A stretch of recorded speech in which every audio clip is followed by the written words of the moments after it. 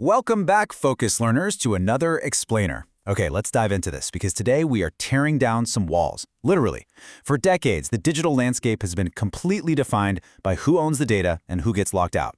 But we're looking at a completely fascinating blueprint today, one that maps out a massive transition from that old, hoarded, siloed data into a wild new era of open intelligence.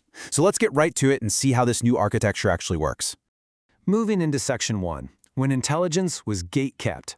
Now, what's really interesting about this slide is that powerful word right there, gate-kept. It wasn't just an accident of early technology. No way. It was an active, highly structural business model. Intelligence was guarded like a bank vault because, well, artificial scarcity built monopolies.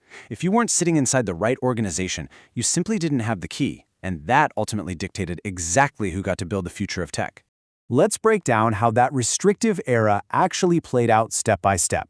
First off, vast amounts of information sat incredibly heavily within massive institutions. Then, the data itself lived strictly within closed systems. You can picture those early walled gardens and heavily guarded proprietary servers, right? And finally, the actual infrastructure needed to analyze that data, that belongs solely to the owners. It was a total top-down hierarchy where the raw materials were completely centralized in the hands of just a few tech giants. And what did that mean for us? Well, if you're on the outside of those walls, you're essentially left scavenging. You literally had to work with whatever mere fragments leaked through the cracks. We're talking limited API access, heavily redacted datasets, maybe a paywalled research paper or two. You were basically building on scraps, while the most potent intelligence remains securely locked away from you. All right, Section 2, the opposite premise. This brings us to the specific turning point highlighted in our source material today, Codatta.io. This initiative is a total clean break from the past. It's an architecture built entirely on the exact opposite premise of those old gate-kept institutions we just talked about. Instead of asking how to build higher walls, it asks a completely different question. What happens mechanically when we just open the gates? So, the crucial point is this powerful idea right here. Intelligence scales best when contributors can actually see what they are contributing to. Transparency here isn't just some nice ethical bonus. Visibility is the actual engine driving the growth. Think about it. You aren't just throwing your data into some corporate black box anymore. You're actually able to map your specific impact on the entire ecosystem. It's an absolute game changer. Moving on to Section 3. How shared value flows. In this new era, two specific, absolutely crucial mechanics take over. First, actions are completely traceable with clear provenance, meaning there is an immutable, unchanging record of exactly where data comes from and who provided it. Second, and this is huge, when that shared knowledge actually produces value, the architecture ensures that value flows directly back to the original producers.